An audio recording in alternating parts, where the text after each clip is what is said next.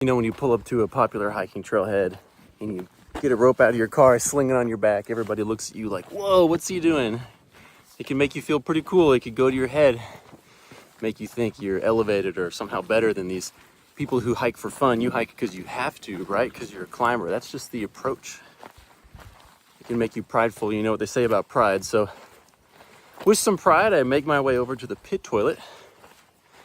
I sit on the throne all high and mighty, only to get kissed on the chin for atonement of my sin by Poseidon with a grin.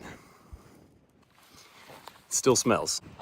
Well, here I am at the lip, and this thing's freaking huge.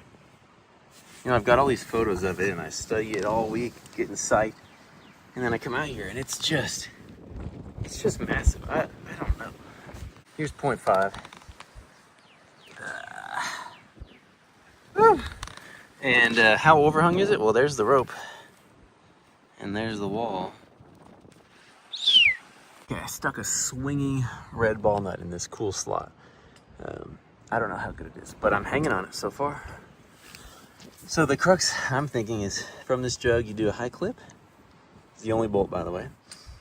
And then you do a massive move to this bucket. It's like V-shaped, pretty deep. 2 pads, and it's kind of blocked a little bit. And then I'm thinking you could hold there, but we're on a roof. Thinking like a finger lock here somehow, like it's pretty good. And then exit. And I gotta brush it all, but it looks like there's some feet, so we'll see.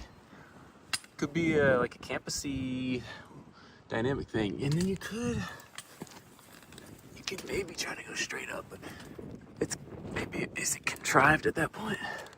Like finger lock, feet, like small bucket if it's gonna stay, and then maybe there's some holds there. I can't see, I forgot to look. But then you're like, I mean, we don't want to contrive the granite, okay? Don't contrive the granite. Is that approved? Does that count? The rope was rubbing, so I did a redirect, and I think it'll protect me for the dyno.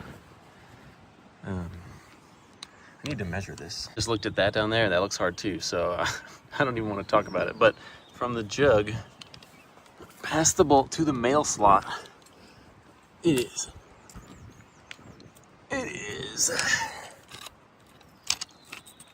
is that long. So whatever, I can measure this somehow.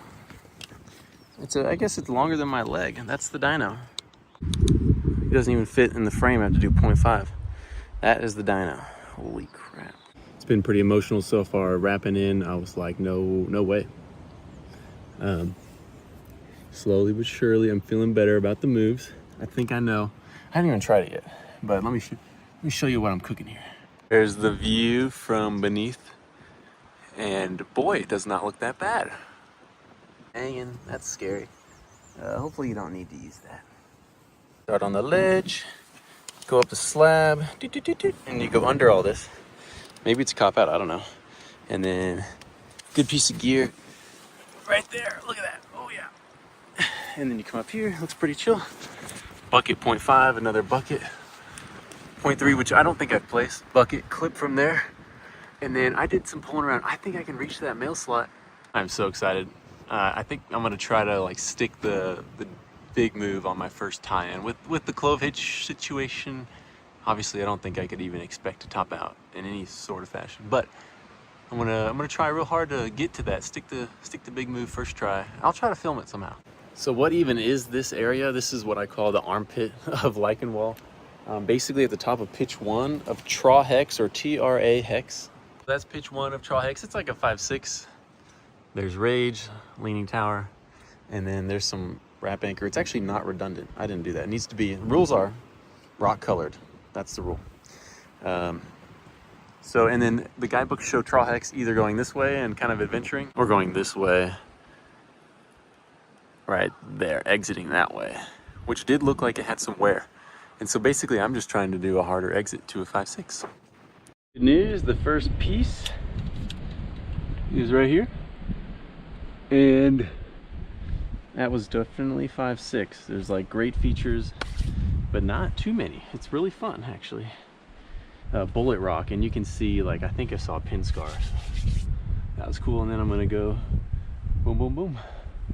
I really didn't warm up for this, by the way. It's it looks acrobatic, so be that what it will.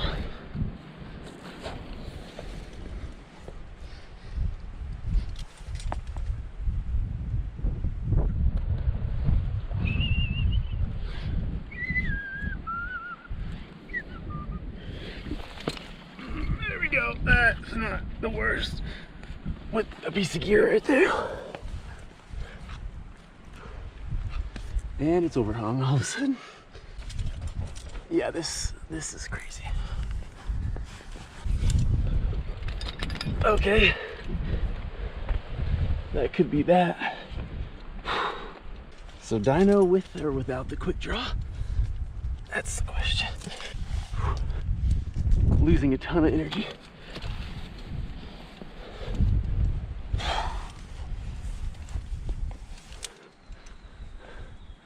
Oh crap.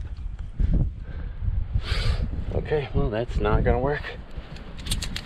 I'm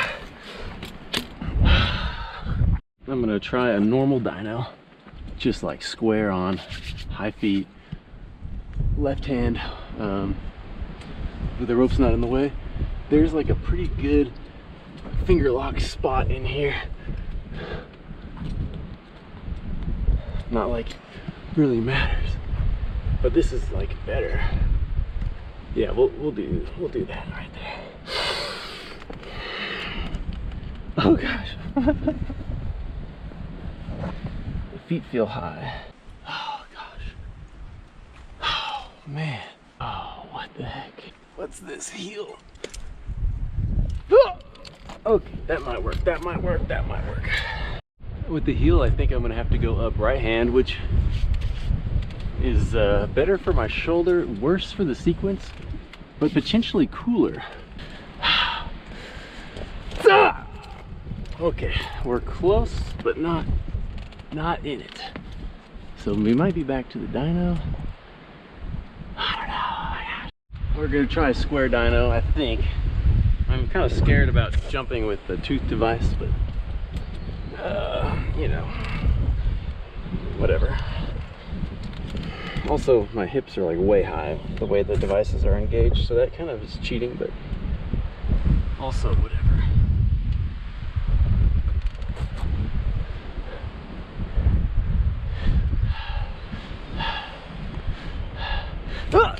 Oh yeah, we're in it. Yes! Overshot it too. Okay. Oh god. Okay.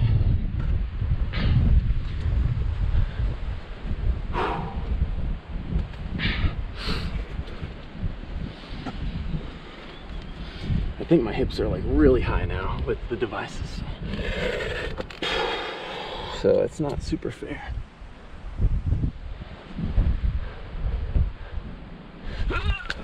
Oh, wow. Okay. That was sick. I just need to engage and hope my shoulders warmed up.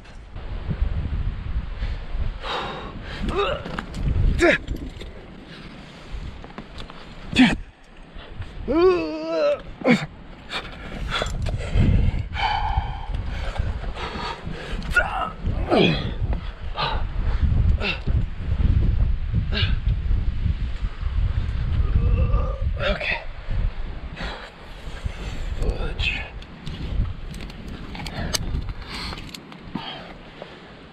How do you work that?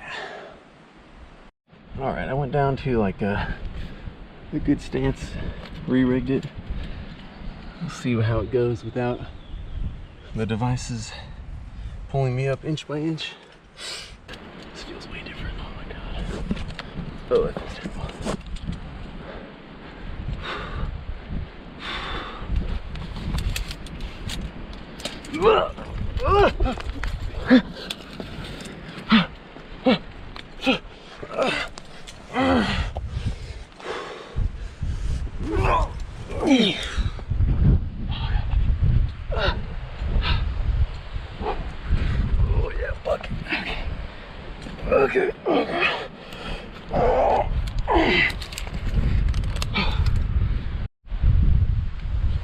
right, well, I think that was pretty, like I was pulling it up for the dyno, but just because I knew it wouldn't feed because it's like in my lap, but I actually thought that was pretty clean other than like missing the hold, and then I actually matched. Somehow the cam didn't ruin it. But I pulled the directional knot out, and I'm gonna undo this once I get going, and I'm gonna try to top out and just see what happens. My anchor's right here, that's there, there's some choss. It's a little freaky, not gonna lie. Okay.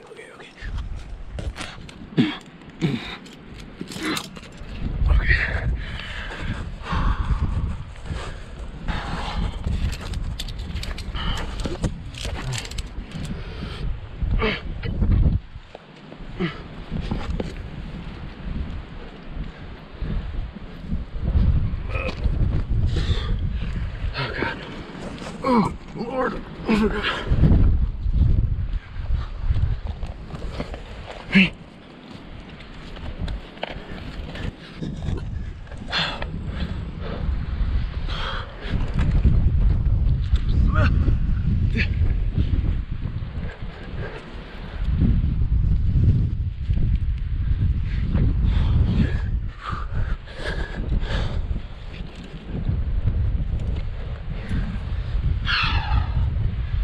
Okay, wow, that's horrific. All right, I moved the anchor and it should be right over this section, but I'm gonna have to do it with the gree only, so we'll see how it goes. It was good to know that I flashed it. It was harder than I wanted, and the bolt's way over there. I'm not placing those on lead, but I found a couple more holds, and I like got rid of this foot that almost blew on me. So I've definitely gotten here and here. Yeah, that's it. Bucket, sloper jug, or hand jam. Match. Another hand jam. Finger lock. Stand up. Jug.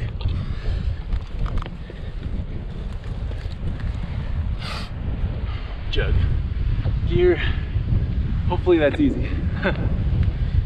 There's the rig, and I will comment on finishing direct. So I thought about like coming up here, but there's like nothing here. I mean, you would just exit that way. So I think it's pure. I think it's pure. And then go down and drink and eat and rest, and then try that again. Hang. Try that again. I'm not as scared about this with the anchor there anymore. Probably maybe tape, I don't know.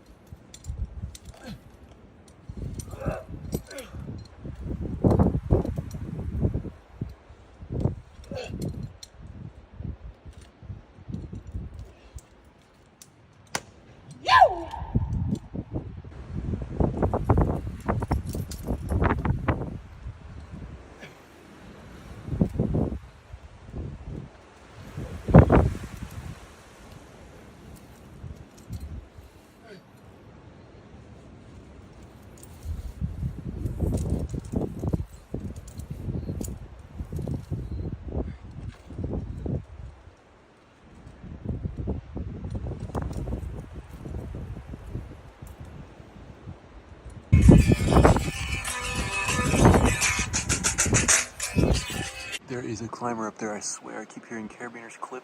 I'm kind of scared because my anchor's up there. I don't know if it's getting messed with or not. I swear I hear carabiners. Yesterday it was 95 out here, today it's 85, and so I thought it'd be toasty. So I'm wearing a sun hoodie and short pants and shorts. And I'm kind of actually cold. It's so windy. You wouldn't freaking believe it.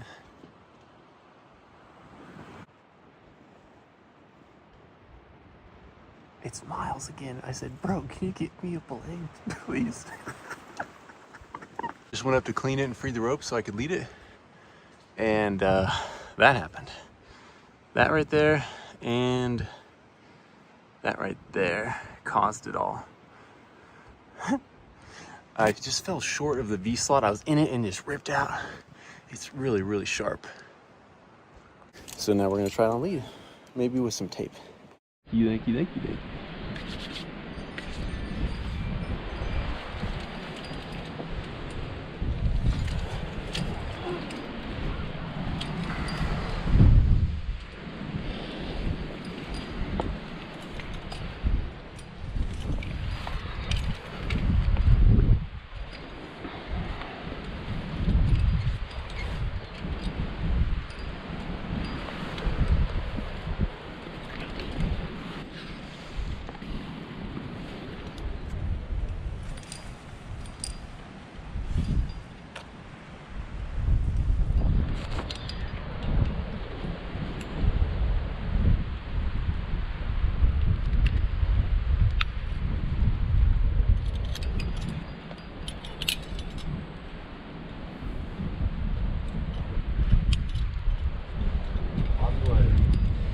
Thank you. You're on Aldo's flag for a minute there. Oh yeah? Well, yeah, what's it gonna do for me anyway?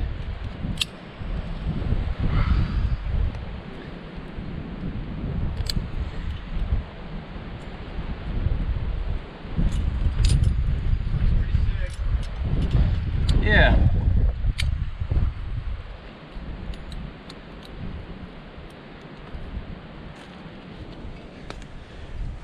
It's cool. It looks so weird with the ball nut stuck.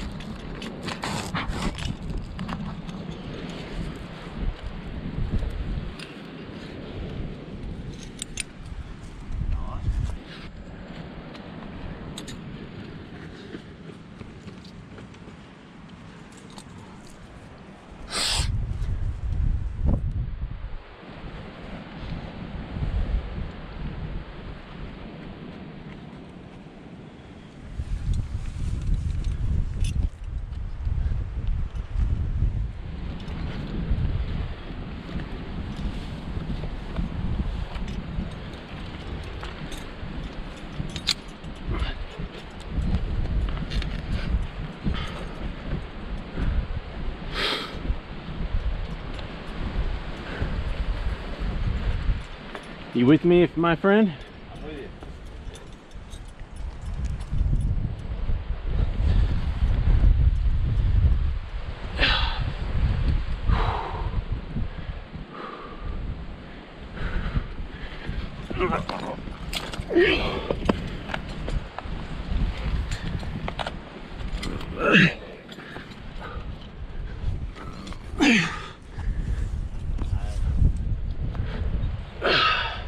Thanks, bro. That was sick.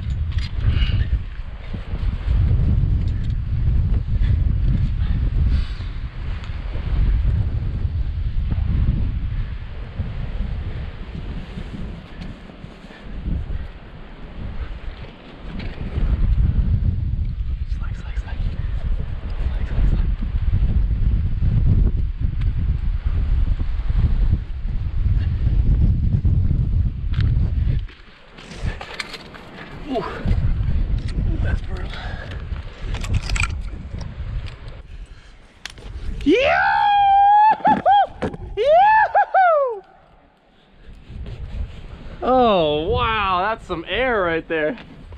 You just rope swing on a bad zero? Yeah. That thing's blown out.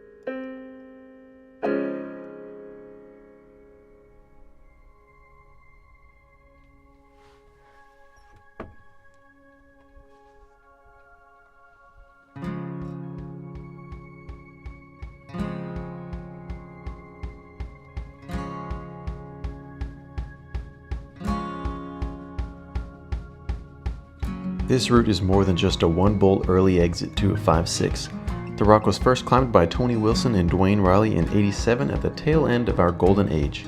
After placing the bolt on lead, Duane noticed the next hold was 52 inches away, so he pulled on that bolt and finished the route. The climb was forgotten as quickly as it was created.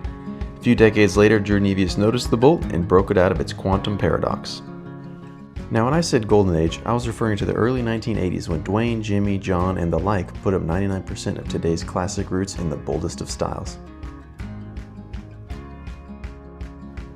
But if you asked them, they would say the golden age was right before that when Jay Lowell and his crew put up all of the obvious lines like the Hobbit, the Dihedral, and Old Number 7.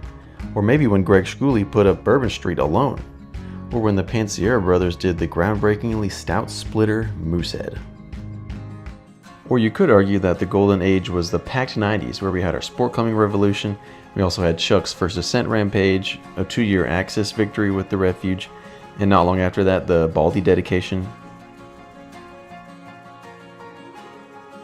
Maybe it was in the late 2000s when Tony Mays climbed 28 of our state's most hardest and most classic routes on an unusually cool summer morning with 0 falls, harder than Freerider.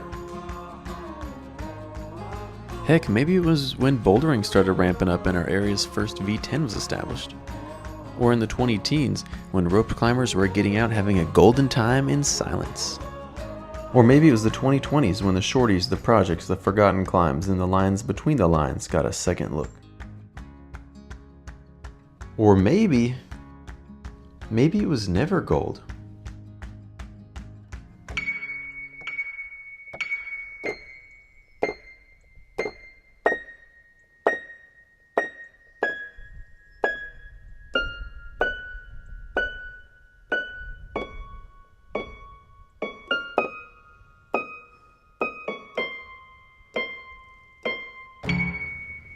Or maybe it was always gold. See, I don't think a golden age needs to be tied to a certain climb at a certain time. I think it's more about the people and the place. And there's always been people enjoying this place. For generations, climbers have been getting out any moment they can, climbing as hard as they can in the best style they can, having the most fun that they can with the best people that you could ever imagine. I believe our golden age was then, and I believe it's now. And I believe it can continue to be golden. Because with an activity as golden as climbing, in a place as special as this, our golden age cannot simply cease to exist. Unless you do. But I am fine with where I am now. This home is home and all that I need.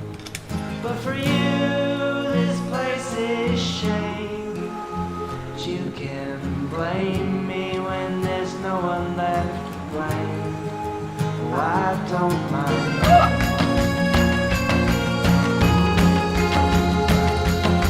Oh, yes!